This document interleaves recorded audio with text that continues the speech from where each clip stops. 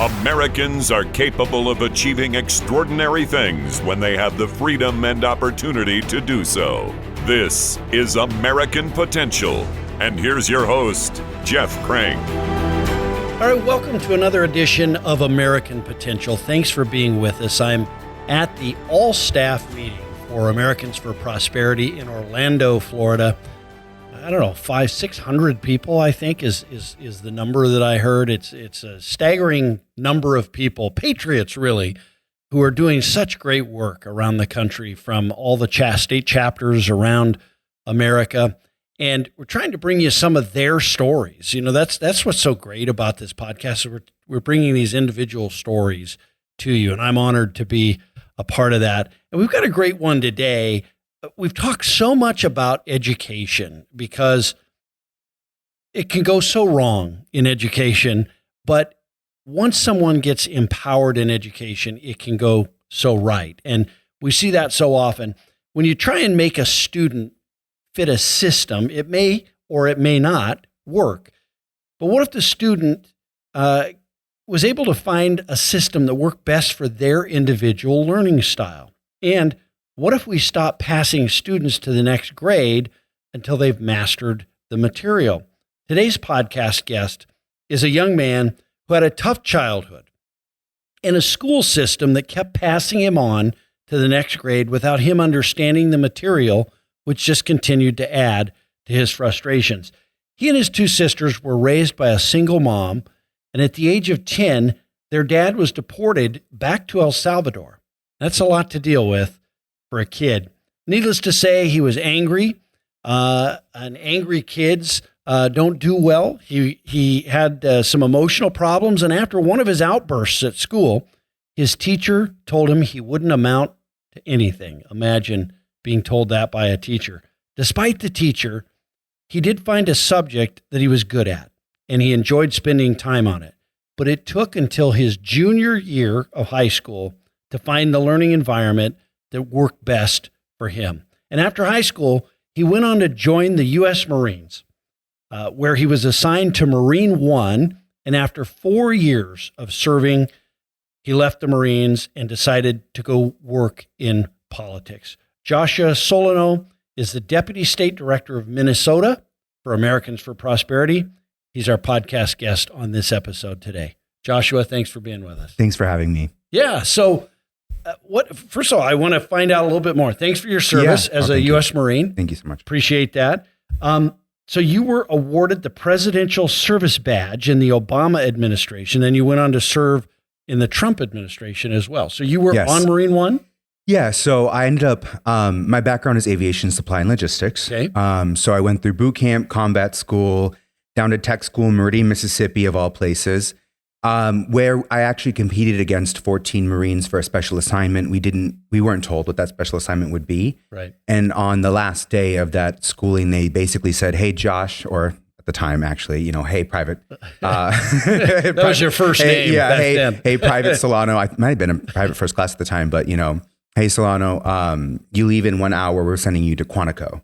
So I went to Quantico. I was with the Marine One from 2014 to 2018, 2 years with the Obama administration, 2 years with the Trump administration.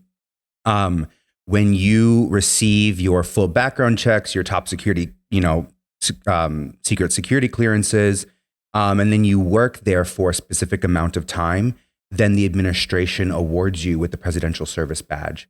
So started off in logistics, and then I left as the Chief of Personnel and Administration for the Supply Department, where I manned 40 Marines, sailors, and civilians. And we directly supported the helicopters that the president flies on. So it was an honor to travel with them to states and support their, OCONUS trips overseas when they're meeting with heads of state. It was a really unique experience most people don't experience while they're in the Marine Corps, I would say. But it was an honor to serve two presidents. You probably have a cool story about that. There's a lot of, I would say there's a lot of cool stories. I mean, the amount of, they do a lot of, there's, incentive programs and things like that for good works. And sure, I would say, some of the coolest stories are when you are given a reward of saying hey, president is hosting the Greek ambassador at the White House today, and we would like you to go and represent Marine One. And I can't tell you how many events that I've gone to, meeting foreign dignitaries, going to special events, meeting celebrities at, Christmas parties and things like that. And so I think, it's 4 years of just a culmination of meeting some of the coolest people of all different backgrounds from around the world. It's a very unique experience that I think that most people don't understand, that the White House is a big place. It employs a lot of people. And there's, 7,000 people that support the president. And it's just kind of a wild thing to think about. Yeah. So. Yeah, I have a few interactions from my time working on Capitol Hill and then elsewhere where I interact. And it is kind of it's almost a surreal feeling, because it's his voice. Like when you hear the president talk in another room or something, it's the voice you hear every day on TV or whatever, but it's like right next to you. It's just kind of a weird thing, isn't it? Well, yeah. And there's like a breakdown of character, like when the cameras are off and you are meeting them, shaking their hands, when they're thanking you, because, I would say the best thing about, at least, I only directly supported 2 presidents, but, when the cameras are off and the doors are closed and they go through the Marines or, the Air Force personnel, and just the nonpartisan staff at the White House. Yeah, right. It's like this barrier comes off of them, and you kind of really see how funny they are, or just like their quirks and their personalities, and they get really relaxed, and you kind of find out, their favorite drinks or their favorite snacks. And it's just very interesting to be in that environment, because that's when the cameras are off and you're not really necessarily watching a president, eat pistachios on a helicopter. And it's just like, it's a very interesting experience, Yeah. I know we want to get to your story, but what's your favorite story that you can tell us about either President Obama or President Trump that just kind of gave you a window into who they are? Yeah. I would say that, a lot of the meetings that I had, or, just like support with the Obama administration, was very professional. But I did have an experience with President Trump, and it actually was the last day that I left service at the White House, where they come in and you get the opportunity, and I had been to the East Wing dozens and dozens of times in support and on the South Lawn and everything. But each president makes it a point that when you are leaving office, when you're, support of the White House, that they're going to shake your hand one last time, that they're going to thank you.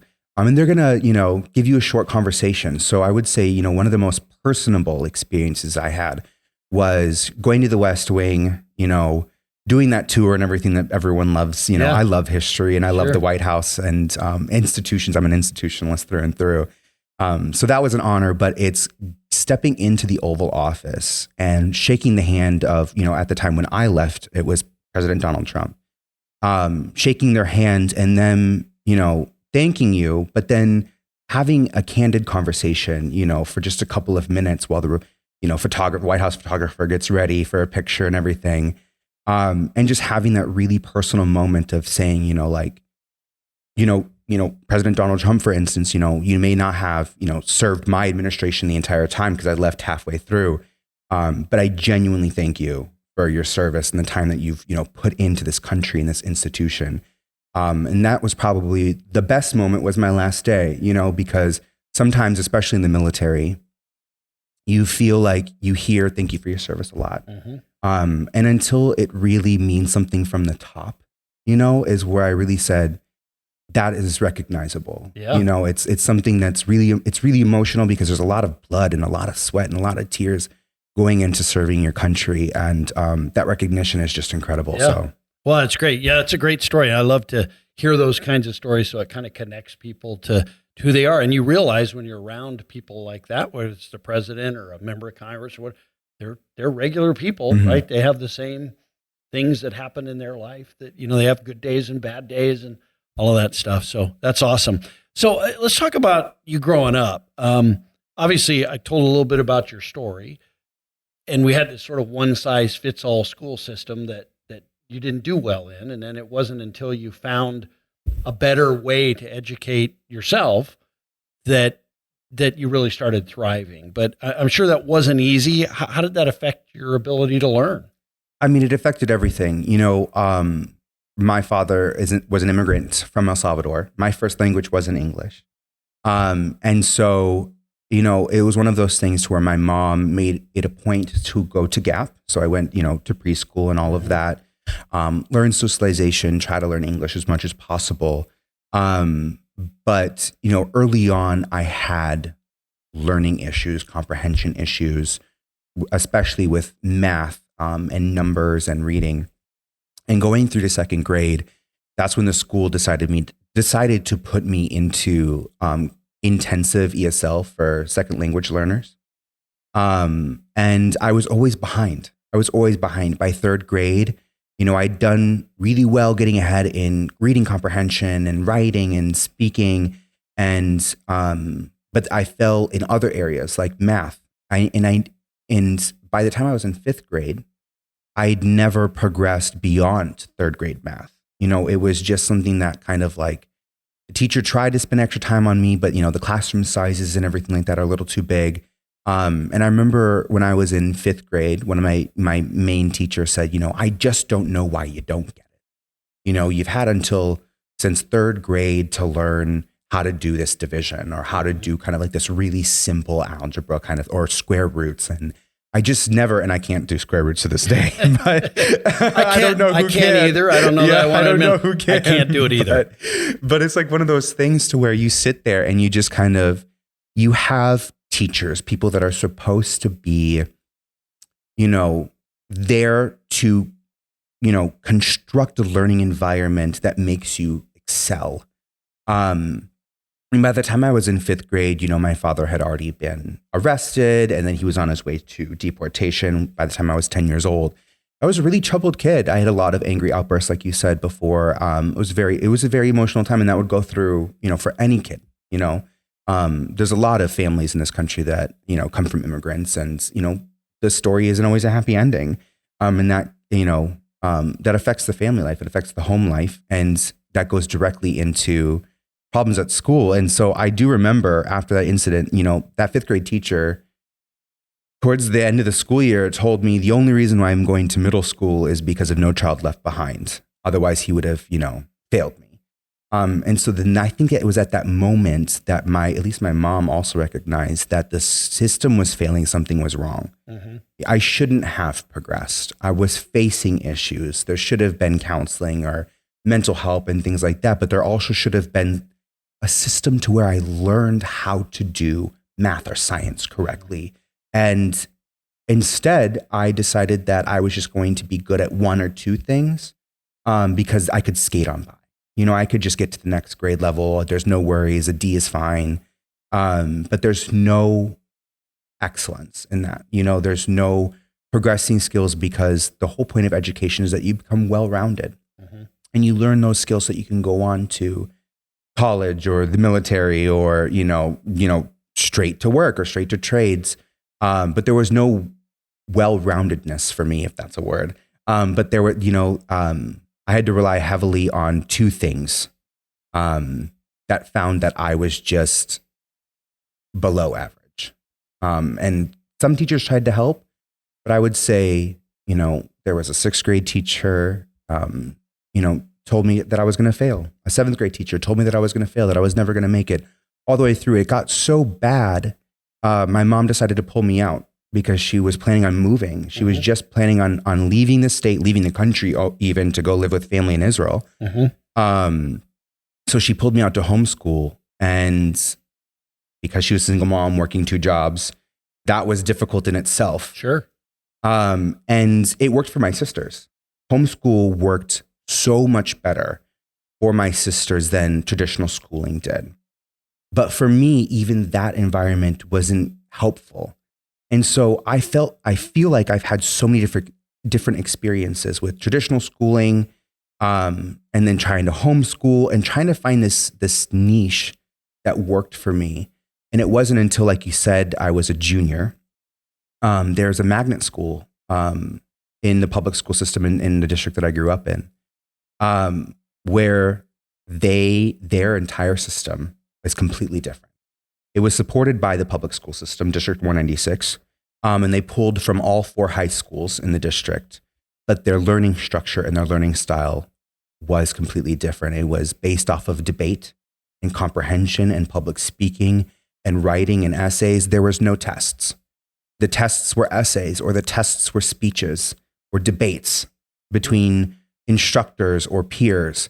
And I really thrived in that environment. And it wasn't until then that I figured out that those are my inherent skills. The way that I learned was through that long form teaching, and spending 3 hours, because they called it, home time, because there was houses in it. But it was 3-hour lessons.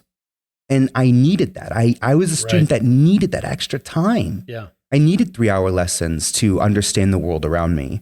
And 25-minute 9 periods a day I'm not going to learn algebra in 25 minutes, once a week with 9 other periods I'm worried about with 12 hours of homework for all 9 periods. It's just, I don't know. I mean, 98% of students may succeed in that, but there's, I think, a small portion of kids that are, they learn like me. They take extra time and it's different, but So this changed your life. I mean, this literally changed your life by being just in a different system, different learning environment, different school. Absolutely. And there are some students that, if they didn't make it, a month or 2 months, but they were able to transfer back to their high school and carry over the credit or the work that they were already doing. So they didn't lose out on that education. It's just that they came because they wanted a different experience or different style of learning in classes, but it wasn't for them. And they went, back to their home high schools and they excelled there. Mm-hmm. But that's, I think, what's important about this message is you should have the right to try these different things. Whether or not you're going to succeed in a magnet school like I went to, you should be able to try that different learning environment, and for the students that it didn't work, they succeeded and excelled in an environment that did work for them. Yeah. I just found that I thrived in that environment. And towards the end of senior year, I found out that because I was so bad at math, I was missing math credits and science credits. And I had to leave that school. I had to leave that environment to go back to a home high school and do classes as much as I was excelling so well at my magnet school that when I went back, my GPA dropped almost immediately because I was back in that environment trying to make up for the math credits before, graduation. And it just proved that it was the experiment of school that was successful for me. So yeah, I think that's the message of just, there's a lot of experiences that people have. Right. Whether it's your home life that affects your educational experience, or whether it's just simply the style of instruction, the style of school, you should have that choice. You should be able to say, does homeschool work for me? Does a charter school work for me? Does a magnet school or private school or, maybe this public school doesn't work for me, but the public school next door in the next county may work. Yeah. And it may not work for family members the same, right? Sounds like for your sister, the homeschooling was a really good option. Absolutely. Worked great for them. Yeah. And that's the thing. I think that that's really key is kids are unique and there's a lot of comparative advantage. Right. I'm going to throw that word out there, but there's a lot of unique individual skills that make students and kids just thrive. Right.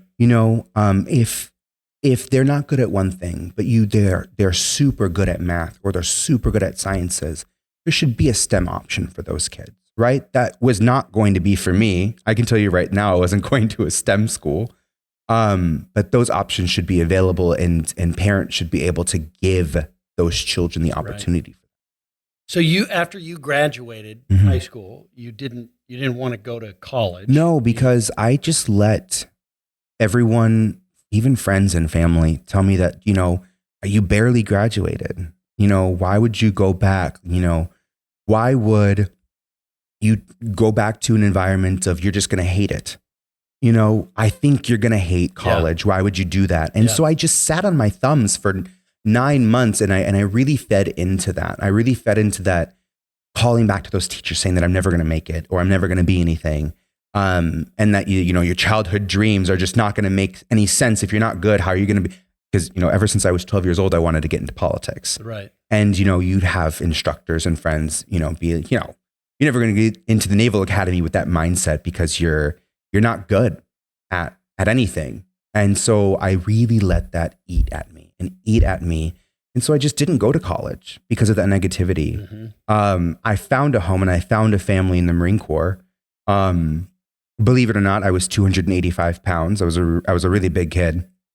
And even then, when I showed up into the Marine office, they were like, "Oh, are you looking for the Air Force office? Like, yeah, I don't know if you can run 3 miles today." Shot across the bow for those of you in the Air Force, right? But he's a Marine. That's what they do. But, I think I finally let the naysayers have it. Yeah. And they said, "We're just going to run 4 miles today. Can you make it?" And I was like, "We'll see." I made it maybe quarter of a mile before I just completely broke down. Right. And, I went back the next day and they were surprised and I just kept going back. And I ended up joining the Marine Corps 9 months later. Mm-hmm. And I found that maybe my skills and my perseverance tied right into how I found my educational experience of needing the time. A sergeant or staff sergeant at the time, actually later on, said, "You know what? I'm just going to give this kid extra time. And I'm going to teach him about what the Marine Corps is all about. I'm going to teach about our life skills, our working skills. And I'm going to pay attention to him because he's very serious about this." And I found that their teaching environment, while rough sometimes and harsh, mm-hmm. matched the way that I found how I learned in school at that magnet school of needing that 3 extra hours of instruction. That's what matched for me, And so that carries on beyond school.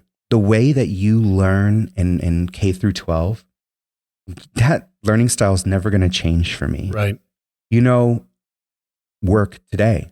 Sometimes I can get an email from a supervisor or someone at headquarters, and I just don't understand what they're talking about. But if I can sit down in a room, I get those all the time. And I get those all the time. Yeah. Yeah. But if I can sit down in a room and really hash it out with my peers or hash it out with, someone who is my peer, but doing instruction on the topic, that's how I really grasp the situation so I can disseminate that information to my team and I can really drive and be a leader. So the way you learn foundational education in this country carries on through your working life, through your working experience. The way I learn is never going to change. Right. And I wish that option was there for when I needed to learn English in 2nd grade. Right. I wish that it was there that when I needed to learn math in 3rd grade. If we had caught that at 3rd grade, maybe, I wouldn't have been sent back to my home high school when I could have finished at that magnet school. So I think you have to catch it really early on. Right. Because kids show you their talents and that carries through your life. Right. So you were 4 years in the Marine Corps. Yeah. Yeah. And then after that, you decided to go to Minnesota, go back Minnesota and get into politics, which you said you always wanted to do from the time you were 12. Mm-hmm. Let me go back quickly to when you were 12. What made you want to get into politics? So I come from a very activist family. Yeah. It's wild actually. So, my grandparents have always been in the conservative political sphere, running for state delegate in Minnesota. We have a weird BPOU system. Yeah. Minnesota has the weirdest political system I've ever. It's not. What's your Democrat party? Yeah, we don't even have Democrats. What is it? Democratic Farmer Labor Party. Yes, that's weird. Yeah. Yes. It's weird. So we've always been weird. I mean, even during the time of Nixon, we didn't have Republicans. Right. We had IRs, which is just we've always been a weird political state. So politics is kind of ingrained differently from other states. It's almost like its own culture and its own society. But my grandparents always were very active politically. I do remember, them signing me up to be in a parade at 10 years old. and just like walking for a local state senator candidate that they were friends with or something. And then on the other side of the spectrum, you have my mom and my sisters who are very in tune activists to the left. They were huge activists for Congresswoman Sharia Spear in Kansas, and the Women's Walk and all of that. And then you have, my stepdad, who's just a libertarian and wants to be left alone. But I come from a very, very dynamic family, and politics started really, really early on. And actually at that magnet school, we had J terms. And so in January, I was able to take a class specific that was called Capital Policy and Law. And I spent a month. My classroom was a state capitol. We shadowed the state senators and the state representatives, and we weren't, pages, but learning about the process, sitting in committees, listening to the floor debates, meeting with our legislators at, 16 years old. What a great way to learn. What a great way to learn. And it was something that I was passionate about because I had always, and I know it sounds horrible, but for a kid who had no control in his life, I'd always looked up to politicians, which is a horrible statement to do now that I'm older. But that was how I looked at it because, you come from a life where there was no control and they looked like they had all the control. So I'd always been, drawn to it. And, at the end of that J term, I didn't have a test.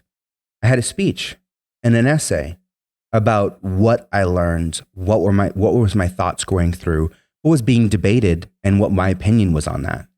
And that's just such an interesting style of learning. So I feel like I've been in the political sphere for a long time in my family.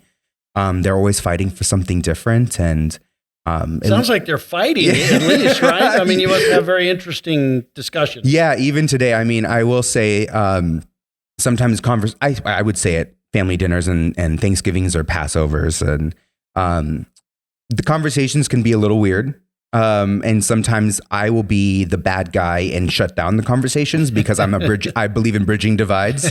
But eventually they all kind of just realize that they want the same thing. And that's for people to achieve their greatest potential, right? Like my sisters may be really left on the left side of the spectrum, but I respect their tenacity. And I respect that they care so much about their country that I can have a conversation with them. We may not always agree on some issues, but I would like to believe that, they do love me, but they also believe that I care for this country and that I want it to continue. I want to continue this great experiment, and I think that's the difference of how I view things with people, on the opposing side is I do know that they care. Yeah. When I'm talking to a legislator under the dome in St. Paul, I know that maybe they come from a really hard blue district, but I know that that representative or that senator represents that district. They voted for them through and through, maybe 70, 80% wins, but I also know that they care and there may be a conversation that happens from that. Yeah. So always been inherently political. And maybe that's kind of where I learned my learning. Maybe that's where my learning style comes from is long form debates and learning through a shared experience. Yeah. It seems like maybe in your family, it skips a generation. Sounds like your grandparents were kind of more on the conservative side. Maybe your mom, not so much. Yeah. And then you're more on the conservative. Maybe it's just a who knows? generational deal. Yeah, it could be. I could be honestly, seriously. But I also think it's just because I had the freedom to do it. I had the freedom to make my own choices. My mom is not a pushy individual. Yeah. She just loves that I care. And she just loves that, she reposts my posts on Instagram, even though I'm meeting with someone she may not agree with at all. Yeah. Well, she's proud of you, I'm but, sure. It's the support. And, it starts in the family. It really does. Supporting your kids and supporting their choices and being there, at least if they're good choices, to that degree. But I think that that's what really allowed me to experiment, going back to education, experiment with that. The way that I could find schooling is the way that I could make my own decisions and finding out what works for you, finding out what you care about. Sure. And I think that, my sisters and I, we couldn't be so different. Yeah. And they had different learning experiences and I don't know the statistics of it, but are homeschool kids, statistically more conservative? Who knows? But they didn't certainly turn out that way. Right. So it's one of those things that the way you brought up, really affects how you are and how you learn and how you work and your contributions to society. Yeah. I think that's what's important is, are you a contributing member? Right. Mm-hmm. Yeah. Well, it's been, what a great story. I mean, Thanks. An amazing story. And we're sort of out of time. It goes so quick when we start talking about these things. There's probably a lot more we could talk about. Yeah. I was thinking of all these other questions, but we probably will end it there. But awesome story. And it always highlights, I always love stories that highlight how a different learning environment is different for individual kids. And what I'm always struck by is we have put families in a certain school district based on their zip code, when in reality, their own kids probably benefit most from being in probably different learning environments, because their kids are all individuals. And we've got to break that mold. And that's the power of your story, right? Is just, and it wouldn't have been right to force your sisters into the learning environment that you had, because they wouldn't have thrived in it. Oh, right? Absolutely not. And my sisters will tell you right now, they can't write, 50-page essays. That's just not for them. They are test takers. Do they know the square root of a number? Maybe one of my sisters speaks 7 languages, and I definitely don't speak 7 languages. So I would say, Joshua, thanks for joining us. Yeah, thank you again for having me. I appreciate it. Well, what a great story Joshua has. You have that same sort of story that talks about breaking barriers, and in many cases, government-imposed barriers, where Joshua went up against a system that was telling him he couldn't succeed, because that system is focused on fixing it for all kids, when in reality, kids are different, kids are individual. And fortunately for Joshua and for America, he found the way that works best for him. So thanks for listening to Joshua's story. Thanks for listening to American Potential. Thank you for listening to American Potential. You may listen to more stories from Americans working every day to expand freedom and opportunity in their communities by visiting AmericanPotential.com.